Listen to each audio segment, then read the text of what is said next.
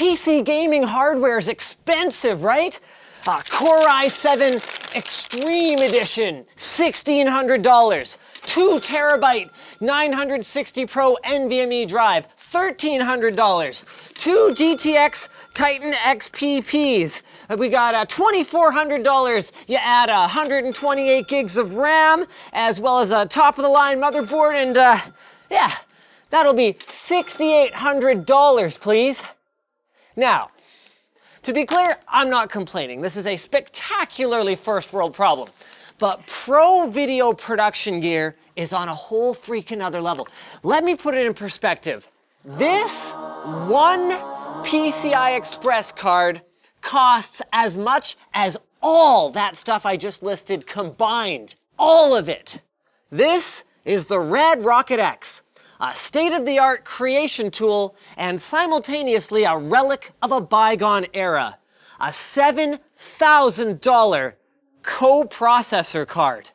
Welcome to holy shit.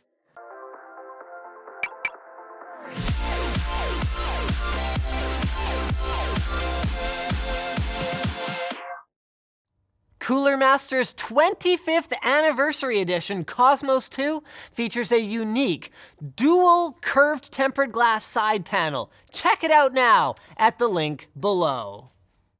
Okay, so as many of you are probably aware, we moved to Red Digital Cinema cameras earlier this year in an effort to bump up our production values and, I mean, let's be honest, we're enthusiasts. Give Brandon and Max some new toys to play with. But have you ever actually tried to work with Red Code RAW footage before? As Taryn would put it, it's a nightmare. At full 8K on a 10-core Extreme Edition processor with a $5,000 NVIDIA Quadro P6000 graphics card, this is what timeline performance looks like. You see those delays as I'm scrubbing around? And even straight playback performance is abominable.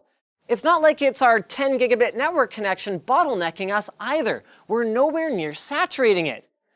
No, it's the CPU. Even though we're scaling across all 20 of our threads, we are still running out of processing power. And we haven't even added any Lumetri color yet either. That's only going to make matters worse. Throw that into the picture, and now we are dropping about 90% of our frames while dealing with a quarter to a third of a second delay when we're trying to move the playhead around on the timeline. Ridiculous. And both our CPU and GPU are basically maxed. You actually need to drop your preview quality all the way down to 1/8 in order to get what I would consider to be acceptable performance with much lower usage. True to form though, Red Digital Cinema has a solution for you.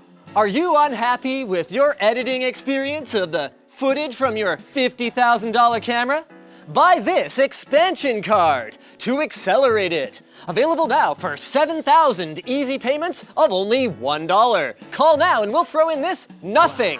Absolutely free because we're Red and f***ing your wallet is more than just our job. It's our passion. But what is this thing? What does it even do?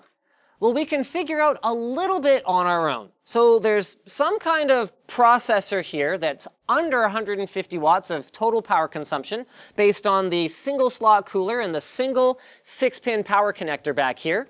There's some memory on board, so we can see those chips arranged around the chip here. And the dual DisplayPort ports are so it can actually function as a video output device. Though our workload necessitates a powerful GPU anyway, so we won't be using it that way. And the main purpose of this thing anyway is to accelerate decoding, scaling, and debayering of our 3D files. The first two I think are fairly self-explanatory, but the last one is the process of reconstructing a full color image from incomplete color samples that are captured by the sensor in a raw recording format. But they give us no actual details about the hardware, other than some nebulous 5x performance claim relative to their own first generation Red rocket. But why would this older chip based on older process node technology compared to a GPU running CUDA be better at any of that stuff? I mean, Red even supports CUDA acceleration in their own CineX desktop application. Is this thing even relevant today? So with it installed, we throw on the latest drivers and I don't know, it's kind of weird. There's no configuration utility or anything like that, but if you go into Device Manager, it's working properly and everything seems fine. So all that's left to do then is go into our video editing software and press enable. So this is the same project that we were just looking at, and we're gonna change this use rocket dropdown to all available. At full quality, my CPU is still pinned, and now I'm seeing 90% GPU usage even with Lumetri color disabled. What? Okay, well now, hold on just a minute here. Surely there must be something wrong. Let's try disabling the rocket just to see if we can get back to where we started. Well, now hold on, this doesn't make sense either. With it disabled, our timeline scrubbing looks better than ever. Our CPU usage is way down, and even our GPU usage is under control now. But we are still dropping some frames, far fewer though. Well, Red only advertises the Rocket X as being capable of handling up to 6K footage. So maybe what we're looking at here makes sense if somehow it's enabled. Dropping then down to half quality in the preview window yields perfect playback without Lumetri color. Let's check that out. Okay. And, all right, turning it on, well, it looks like we are still dropping some frames in that case. But that's probably caused then by a GPU bottleneck, because you can see our Quadro is sitting at around 80 to 85% usage. So then finally, as a last step, we drop down to 1/4 quality, and that's looking great. Acceptable CPU and GPU usage, and a much nicer looking timeline than what we were able to achieve without the Red Rocket X. But in a lot of ways, this actually raises a lot more questions than it answers. Why would disabling our add-in card give me the best possible editing experience? Is it just a snake oil hardware key to run an improved GPU acceleration algorithm? So I actually spent a couple of weeks investigating this because timeline performance has genuinely been an issue for us. But investing in one of these for each of our editors would be a whopping $35,000 total. And here's what I found. First, some backup for what we already knew. Without the Red Rocket X, Red Code raw footage loves CPU cores. Knocking my Extreme Edition down to 6 cores yielded dropped frames even at only 1/4 quality. But more cores only carries you so far. A 22-core Xeon like this costs more, significantly slashes single-core performance, and doesn't even approach the performance improvement from the Rocket X installed but disabled in Premiere. So then, the ideal 8K video editing configuration is a 10-core with a Quadro and a Red Rocket X disabled, right? Maybe not. Is the Quadro at over 4 times the price really accelerating this process any better than a high-end GeForce card would? We'll be moving to an HDR workflow sometime in Q4. Expect an update on that. So we need 10-bit color over DisplayPort, a traditional Quadro feature. But that was actually added to GeForce a while back. And the results here are fascinating.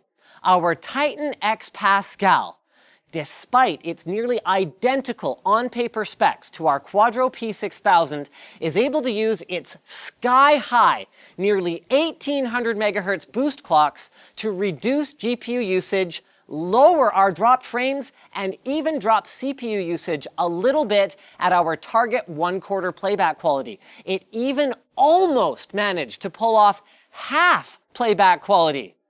Both GPUs, by the way, were run with their power sliders cranked and power saving mode disabled. So then, having finished running all of these numbers, I came to the same conclusion that Red support did get back and give me. Premiere is just being Premiere, disabled is enabled, and enabled is borked. And as for an optimal workstation configuration, well, it turns out the Rocket X does do something for users with 8K footage, even though it's not rated for it. But for the difference that it provides, I'm not going to invest that much just to get a bump in preview quality. Do you ever find yourself thinking about the privacy of your information when you're making purchases online? Well, Privacy.com is a great way to control and protect your online spending. They offer the ability to set up virtual burner cards, which allow you to hide sensitive information and cut off specific points of spending immediately without interfering with the places that you make online purchases. Two of the best features of Privacy.com are the ability to set charge limits per transaction, per day, and per year, and you can close any card with just a click. They've also got their private payments feature, which masks your spending because it's nobody's business what you're buying, and their browser extension automatically detects checkout fields on a web page, so with just 2 clicks, you can create and autofill a dynamic number into the checkout form. So head over to privacy.com/Linus or click the link in the video description. As a special offer, Privacy will be randomly selecting 50 of those who sign up via privacy.com/Linus and crediting $50 to their privacy.com accounts to spend whenever. That's like a rival 300 mouse or a cheap mechanical keyboard for nothing. So thanks for watching, guys. If you disliked this video, you can hit that button. But if you liked it, hit the like button, get subscribed, maybe consider checking out where to buy the stuff we featured at the link in the video description. Also down there is our community forum, which you should totally join, as well as our merch store, which has cool shirts like this one.